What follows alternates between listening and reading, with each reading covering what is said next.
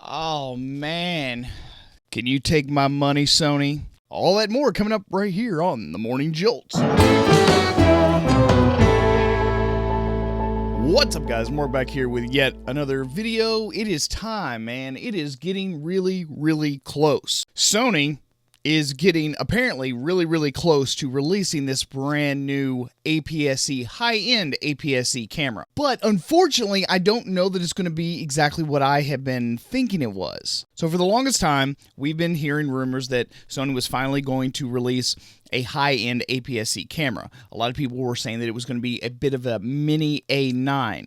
Only with an APS-C sensor. There's been a lot of rumor and a lot of speculation about whether or not it's going to have dual card slots and flippy screens and all this other kind of stuff. So first things first, I'm going to try my best to kind of lay out a bit of a roadmap for you. When Sony first started making a splash in the mirrorless camera world, it started off with their NEX style of cameras. They were very small, very light. They were kind of pocketable.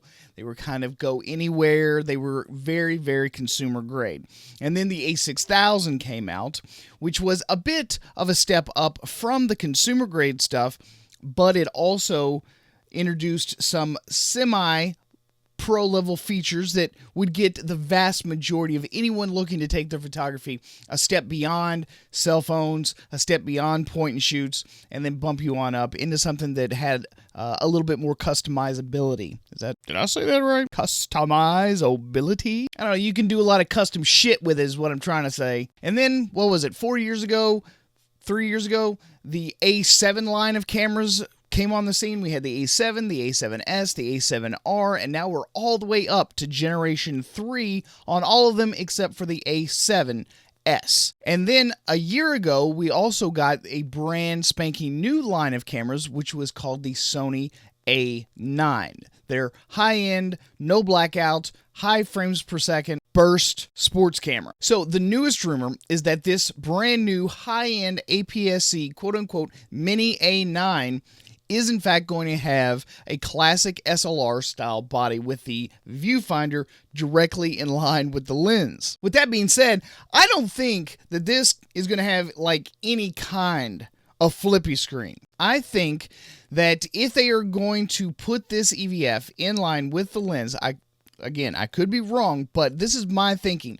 None of the A7, none of the A6000s, none of the A7s, and the A9, none of them have any sort of screen other than the tilt forward and backward. That's it. So if they're going to make this essentially like a mini A9, they are going to be targeting this to people that already have an A9 and maybe want an APS-C crop factor for a bit of extra reach. In this camera, I do not think in any way, shape, or form we're going to get 4K flippy screen. It's just not going to be there. I know you're sad. So am I. But it ain't going to be there. I want it to be there. I mean, I really do. I had a gang full of Benjamins that wanted it to be true too. We just want, this is money, and I'm willing to give it to you. 4K flippy screen. But, as I've said, don't get your hopes up. It's probably not going to be in this camera. This is going to be the backup body for A9 shooters. A lot of those A9 sports shooters, if they're sitting on the far end of the field or whatever and they need to get in some shots, they'll throw on a 70 to 200 or 100 to 400 G Master or something like that, and they'll get that extra reach that they need. They'll carry two bodies, one A9 full frame and one A7, or who knows what it's going to be called. I'm thinking that it's probably not going to rest anywhere in the A6000 line of cameras. All of those have had an EVF off to the left-hand side of the rear of the camera, very much like a rangefinder style camera, all of the A6000s. So I don't think that this is going to land anywhere in that A6000 line. If my thinking is correct, it's probably going to end up being an A9000. It'll be the lower end version of the A9. So if they want to keep going with this naming scheme, I think it's going to be like the A9000.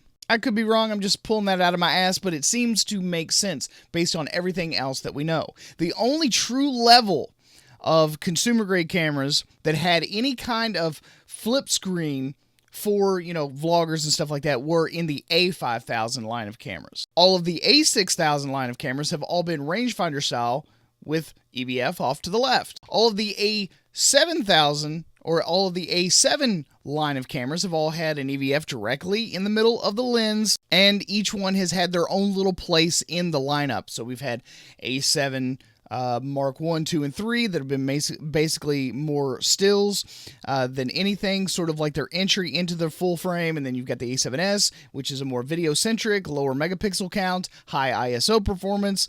So those were for video. And then you had the A7R, which was higher resolution. People that did maybe weddings or studio work, and they needed that extra resolution just in case they needed to crop. And then, of course, you had the A9 series of cameras, which was extremely high frame rates, extremely high burst, extremely deep buffers. So if this is going to be a mini A9 and not just an A5000 plus, with a bunch of high burst features, this is going to be a companion body for A9 shooters, almost guaranteed. Now, a lot of people are saying that they hope that they still include a lot of the features from the other bodies that are in the lineup, including like 4K 60p. A lot of people are saying that they want IBIS. Some people are asking for high dynamic range. But I think the biggest request out of everyone so far that I have seen has been a request to please, for the love of shit, if you're going to have an APS-C style camera, and it's going to be for some level of usability in the long term, it's got to adopt the Sony Z battery. Also, my prediction is that the fact that now that we know what the Fujifilm X-T3 had, and now that we know that the sensor was not made by Samsung, it is my contention that because Sony made this sensor, there's a really good chance that that exact same or slightly better sensor is going to be in this new mini A9, whatever it's going to be called, camera. And because this camera is now going to be their top level new APS-C camera, the video features are at least going to have to compete with the Fuji X-T3. So there's a really good chance that it will either match or exceed the X-T3. Now, if we want to get down in the weeds, that's fine. We could talk about little technical issues, little, things that we would like to have, some things that we would really enjoy seeing in this camera. But come on, we don't know. We already know that this camera is going to be a companion body to the A9. We want a lot of different things, and we want somebody to make it. But I just don't think it's going to be here. I do not believe that it is going to arrive in this body. If they kind of follow the same path of, design, if they follow the same path of naming conventions, it seems to me like their A5000 line of cameras, which they have not put out a replacement to the A5100, or is it the A5200 now? I can't remember. They haven't put one of those out in years. I guess they feel, well, most consumers, this is going to be good enough. And technically, it probably is. The last A6000 replacement they put out was roughly 2 years ago in 2016 when the A6500 came out. And we've already had a refresh of the A7. We've already had a refresh to a Mark III in the A7R.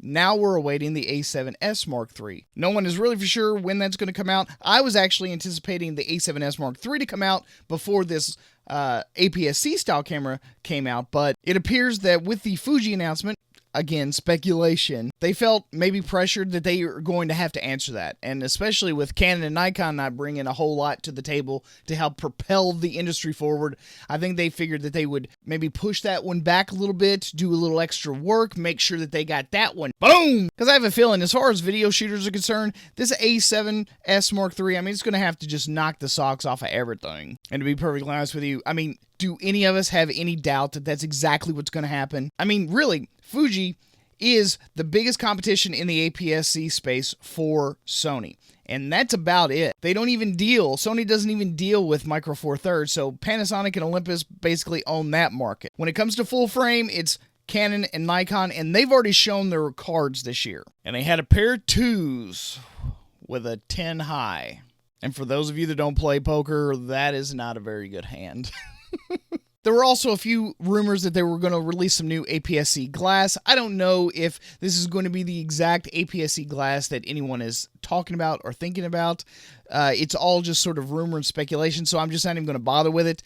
But if they do start coming out with some decent or some real good APS-C glass, then finally Sony might actually be a contender in that APS-C space. Up until this point, you basically had to buy all full-frame glass or adapt glass or just buy Sigma lenses or whatever. There was just not much of a focus put on their APS-C line of cameras. They just didn't give a shit. Like, they have not released anything for APS-C in such a long time. I mean, everyone started kind of wondering, like, do you all even care about us? And I'll admit, I was in that camp too, for real. I mean, all I wanted was some, some 2.8s maybe? The occasional f1.8 perhaps? Hell, I would have even been cool with a couple of f2s. But no, hell no. All their lenses literally in the APS-C lineup, I mean, they start at the very lowest around 3.5. Now, of course, they've got a couple of primes like their 35mm and their 50mm, but I'm talking like some zooms. I want some zooms that have some 2.8s on there. Can we get that? So that's all I've got for you guys today. Hope you guys enjoyed the show.